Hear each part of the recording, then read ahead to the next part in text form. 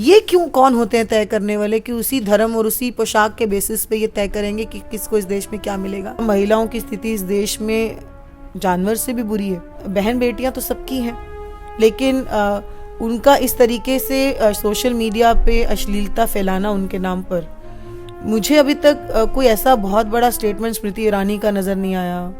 और जो इनकी बाकी महिला मंत्री हैं, निर्मला सीतारमण जी, वो भी एक महिला मंत्री हैं। कहाँ हैं ये लोग? सिर्फ एफआईआर रजिस्टर करने से कुछ नहीं होने वाला है, आपको इनको अरेस्ट करना पड़ेगा। इसका संरक्षण स्पॉन्सर्ड है और वो स्टेट स्पॉन्सर्ड है। आप जो दिखाने की कोशिश कर रहे हैं कि सरकार बहुत फास्टली एक्ट करती है, इससे कुछ नहीं हो रहा है कि सोशल मीडिया पे इस तरीके से इंडियन विमेन, मुस्लिम विमेन को टारगेट नहीं किया जाए। आज उनकी बेटियां हैं, कल हमारी बेटियां होंगी, तो बेटियां तो किसी की भी हो सकती हैं।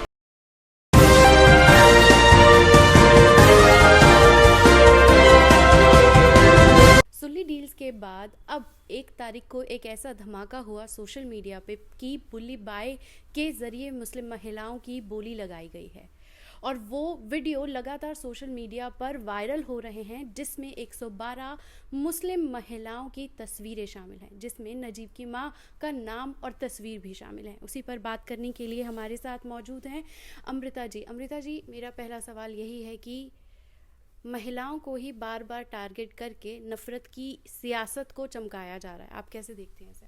देखिए, मैं तो बल्कि ये कहूँगी कि धर्म का इस्तेमाल करके नफरत का बीज महिलाओं के जो है उसको केंद्रित करके फिर से बोया जा रहा है। ये सरकार जो है, ये हम सब जानते हैं कि ये हमेशा से जो सोशल फैब्रिक है इस कंट्री का, उसको ख़राब करने में लगी रहती है और इनका ये एजेंडा किसी से छिपा नहीं है। लेकिन उसकी आड़ में अब मुस्लिम महिलाओं को टारगेट करना, मैं मानती हूँ कि बहुत ही शर्मसार है और ये देश के लिए भी शर्मनाक है, क्योंकि हमारा देश दुनिया में जाना जाता है कि हम इंक्लूसिव हैं।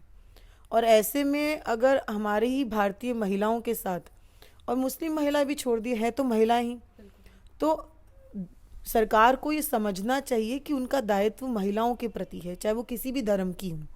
और जो एक्शन और रिएक्शन हमेशा ये सरकार किसी एक पर्टिकुलर फैब्रिक को छेड़कर दिखाने की कोशिश करती है, वोट बटोरने की कोशिश करती है, इस समय वो रवैया उनका उतना दिख नहीं रहा है जो एक एक्ट मोड में सरकार को आना चाहिए था। देखिए, बहन बेटियां तो सबकी हैं, लेकिन उनका इस तरीके से सोशल मीडिया पे अश्लीलता फैलाना उनके नाम पर, मुझे अभी तक कोई ऐसा बहुत बड़ा स्टेटमेंट स्मृति ईरानी का नज़र नहीं आया। और जो इनकी बाकी महिला मंत्री हैं, निर्मला सीतारमण जी, वो भी एक महिला मंत्री हैं। कहाँ हैं ये लोग? ये तो मतलब जब देश के अंदर जानवर के साथ कुछ होता है, वो केरला में हथनी के साथ कुछ हुआ, वो भी गलत था, उस पर तो ये लोग सब आ जाते हैं बात करने के लिए। तो क्या महिलाओं की स्थिति इस देश में जानवर से भी बुरी है कि उस पर बात करने के लिए महिला मंत्री बाहर नहीं आएंगी? तो ये समझने की बात है। और मैं मानती हूँ कि सिर्फ एफआईआर रजिस्टर करने से कुछ नहीं होने वाला है, आपको इनको अरेस्ट करना पड़ेगा, क्योंकि जब तक हम एग्जाम्पल नहीं सेट करेंगे तब तक ये चीज़ें होती रहेंगी, क्योंकि सबको पता है कि कहीं ना कहीं इसका संरक्षण स्पॉन्सर्ड है और वो स्टेट स्पॉन्सर्ड है। आईटी मिनिस्ट्री ने अपनी जिम्मेदारी निभाते हुए इस ऐप को ब्लॉक कर दिया है। अब वहाँ पर कुछ नहीं हो रहा है, ना नीलामी हो रही है, ना कुछ हो रहा है, लेकिन इसके अलावा कुछ नहीं हो रहा है। आप इसे कैसे देखते हैं? But damage is done. The point is कि आपने एक ऐप ब्लॉक कर दिया, कल कोई और नया कोई व्यक्ति आएगा, वो ऐप ऐसा खोल देगा। क्या प्रिकॉशनरी मेजर लिए? इससे पहले सुली डील्स को भी किया था, वहाँ पे भी कोई अरेस्ट नहीं हुआ, यहाँ पे भी अभी तक कोई अरेस्ट नहीं हुआ। देखिए, हमें ये समझना पड़ेगा कि सोशल मीडिया एक बहुत वास्ट जो है एरिया ऑफ वर्क है। कोई भी ऐसा काम जो आपको लगता है कि बार बार हो सकता है, और क्योंकि ये रिपीटेड ऑफेंस है, ये ऐसा नहीं है कि कोई पहली बार इस देश में हो रहा है। सुली डील्स में हुआ, उसमें भी ऐप को बंद किया, उसमें भी एफआईआर रजिस्टर करी, बट नो अरेस्ट। अब बुली बाई के नाम से आ गया, उसमें भी एफआईआर रजिस्टर कर दी, बट नो अरेस्ट। तो आपको इससे समझ आना चाहिए कि इससे कुछ हो नहीं रहा। आप जो दिखाने की कोशिश कर रहे हैं कि सरकार बहुत फास्टली एक्ट करती है, इससे कुछ नहीं हो रहा है। ये फिर कोई आएगा और नया ऐप बना देगा। हमारा प्रिकॉशनरी मेजर क्या है टू इंश्योर कि सोशल मीडिया पे इस तरीके से इंडियन विमेन, मुस्लिम विमेन को टारगेट नहीं किया जाए। आज उनकी बेटियां हैं, कल हमारी बेटियां होंगी, तो बेटियां तो किसी की भी हो सकती हैं। और ये कोई बीच में मैंने देखा था, स्टेटमेंट आ रहा था कि आप जो है अपना फोटो ही क्यों डालते हैं सोशल मीडिया पे, महिलाओं को बोल रहे हैं। अभी मतलब हम अपने अकाउंट पे अभी अपना फोटो ना डालें, मतलब महिलाओं को ही हर चीज का जो है पाठ क्यों पढ़ाया जाता है इस देश में। और मुझे दुख है, ये तब है जब इस देश की पहली प्रधानमंत्री महिला इंदिरा जी रही हैं। तो हमारे लिए तो महिला की जगह ही अलग होनी चाहिए।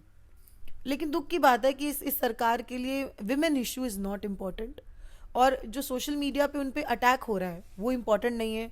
अभी आप देख लीजिए, जो एज बढ़ाने की बात हुई है, शादी की एज 21 बढ़ानी चाहिए, उसके ऊपर पार्लियामेंट्री पैनल में 31 लोगों में एक महिला रिप्रेजेंटेटिव है जो ये तय करेगी कि महिलाओं की एज 21 होनी चाहिए कि नहीं होनी चाहिए। मतलब आप पुरुष प्रधान समाज में एक तो आप ट्रांसफॉर्म करना चाहते हैं, रिफॉर्म्स लाना चाहते हैं, और उस रिफॉर्म में भी जो महिलाओं के प्रति रिफॉर्म है उसमें भी आदमी तय करेंगे कि महिलाओं के रिफॉर्म कैसे होने चाहिए। तो ये तो साफ दर्शाता है कि ये जो सरकार है इसकी सोच में कमी है।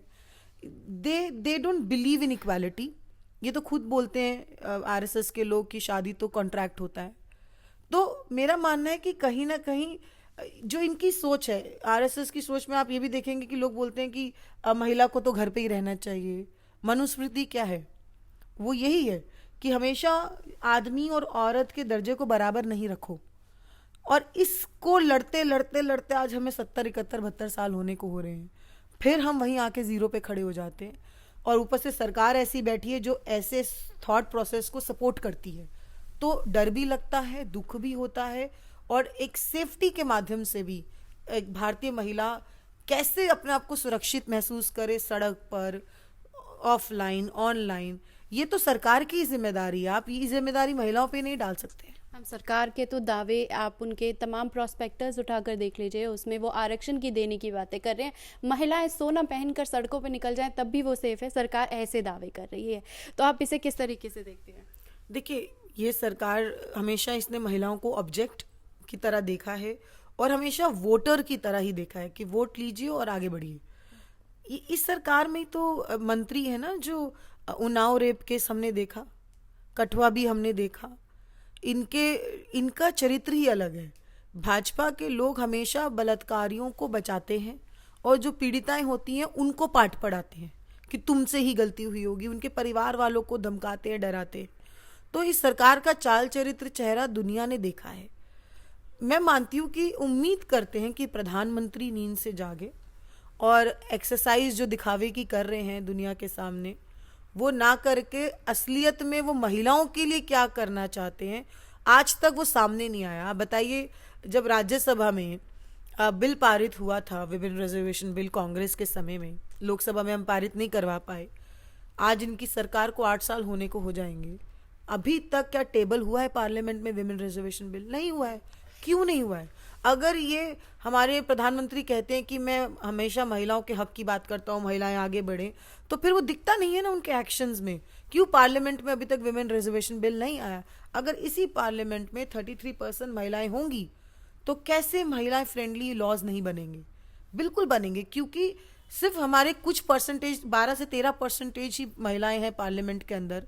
और आप देख ही रहे हैं कि जो विमेन एज बढ़ाई है उसमें भी पैनल के अंदर एक ही महिलाएं डाली हैं। तो ये खत्म होगा, एक नई जो है इतिहास की शुरुआत होगी। इसलिए विमेन रिजर्वेशन बिल आना जरूरी है, जिसमें मुझे मोदी सरकार फेल होती हुई नजर आ रही है। पर मैं इतना जरूर कहना चाहूंगी कि कांग्रेस पार्टी ने उसको पहले भी टेबल किया था, और हमारी सरकार आएगी 2024 में। अगर मोदी जी के बस की नहीं है तो निश्चित रूप से Congress party women reservation bill को लेकर आएगी। एक आखिरी सवाल मेरा आपसे है कि 2014 के बाद एक तस्वीर बदली है। नफरत की राजनीति, मुसलमानों को टारगेट करना, दलितों को टारगेट करना और तमाम मजलूमों को टारगेट करके अपनी राजनीति को बेहतर तरीके से दिखाना, सिर्फ वाहवाही लूटने के लिए। लेकिन इसके बावजूद धर्म संसद से लेकर सुल्ली डील, बुल्ली बाय ऐप और इसके अलावा तमाम वो लोग जो नफरत फैलाते हैं, लेकिन उन सब को मिनिस्टर, जो बीजेपी के मिनिस्टर हैं, खुद प्रधानमंत्री मोदी फॉलो करते हैं, लेकिन उन पर कोई कार्रवाई नहीं है। कैसे देखते हैं? देखिए, प्रधानमंत्री मोदी तो शुरू से एंटी सोशल एलिमेंट्स को फॉलो करते हैं, और उनका कैरेक्टर कैसा रहा है देश जानता है। गुजरात में उन्होंने क्या किया है, लेकिन फिर भी लोगों ने उनको एक मौका दिया, ये सोच के कि ठीक है, शायद कोई एक नया अध्याय की शुरुआत करेंगे, सबको साथ लेके, सबको विकास की जो बात की थी वो सच्चाई होगी। पर सबको दिख रहा है कि ऐसा कुछ नहीं है। और जहाँ तक आपने वो धर्म संसद की बात की, मैं मानती हूँ कि बहुत सारे वहाँ पे ऐसे धर्म गुरु थे जिन्होंने उस बात को सहमति नहीं जताई। उन्होंने बोला कि ये गलत किया है उन्होंने, और आज देख लिया कालीचरण कहाँ है। तो ऐसे लोगों को तो मैं गुरु बोलती भी नहीं, मानती भी नहीं। जो राष्ट्रपिता का अपमान करेगा वो इस देश का अपमान करना है, और देश का अपमान करना अपने आप में मैं मानती हूँ कि एक क्रिमिनल ऑफेंस है। और सिर्फ स्टूडेंट्स के ऊपर सेडिशन लगाने से सरकार अपने आप को जो बलशाली महसूस करती है, वो सोचती है कि वो एक बड़ी पावरफुल गवर्नमेंट है। स्टूडेंट्स पे क्या सेडिशन लगाना, उन लोगों पे क्या लगाना सेडिशन जो सिर्फ अपनी बात कह रहे हैं। सेडिशन तो इस पे बनता है जो कालीचरण ने किया है, क्योंकि वो राष्ट्रपिता का अपमान है। और कहीं ना कहीं ये सरकार जो है ये हमेशा से डिवाइसिव पॉलिटिक्स को सपोर्ट करती है। इनके प्रवक्ताओं को लगता है, इनके समर्थकों को लगता है कि जितना आप देश को डिवाइड करने की बात करेंगे उतना इनका प्रमोशन भी होता है। और ये प्रधानमंत्री जी ने बहुत जगहों पे दिखाया है कि जो इनके मंत्री देश के लिए जहर घोलते हैं, ये उन्हीं का प्रमोशन भी करते हैं। तो ये गलत है। और ये हमारे जो देश का लोकतंत्र है, दुनिया हमारे देश के लोकतंत्र की तारीफ करती थी। आज वहीं पे ये डिस्कशन होता है कि इंडिया के अंदर क्या हो रहा है। जो ये इंटरनल डिस्कशंस हैं ये किस प्रकार के हैं, क्यों हम वापस हिंदू, मुस्लिम, दलित, सिख, ईसाई इस पर आ गए हैं। इससे तो हम बाहर निकल के ही तो इस देश का निर्माण किया था ना हमने, कि हमें ये नहीं करना है। नहीं तो फिर सभी पाकिस्तान ही चले जाते। क्यों भारत भारत रहा? क्योंकि भारत को ये तय किया था भारत ने कि उसको इंक्लूसिव रहना है, उसके लिए सब एक समान है, इसलिए वो भारत था, वो पाकिस्तान नहीं था। तो वो तो कोई नहीं चाहता था सबके लिए एक जगह बने, वो भारत हो। और हम सब, मैं मानती हूँ कि सबसे पहले इंसान है। हम सबका धर्म पैदा होते हैं, हमें पता थोड़ी ना होता हम किस धर्म में पैदा हुए हैं। बच्चे को एक दिन भी पता नहीं होता, दूसरे दिन भी नहीं पता होता, कई महीनों तक उसको पता नहीं होता वो किस परिवार में धर्म के केंद्रित होकर कहाँ जन्म लिया उसने। तो ऐसे में ये क्यों कौन होते हैं तय करने वाले कि उसी धर्म और उसी पोशाक के बेसिस पे ये तय करेंगे कि किसको इस देश में क्या मिलेगा। इस देश में सब बराबर है, सब भाईचारा, जो प्यार स्नेह पहले था, हमें वो वापस स्थापित करना होगा। और इनके ये जो एक जहर भरे जो ऑब्जेक्टिव्स हैं, हमें ये पूरे नहीं होने देने।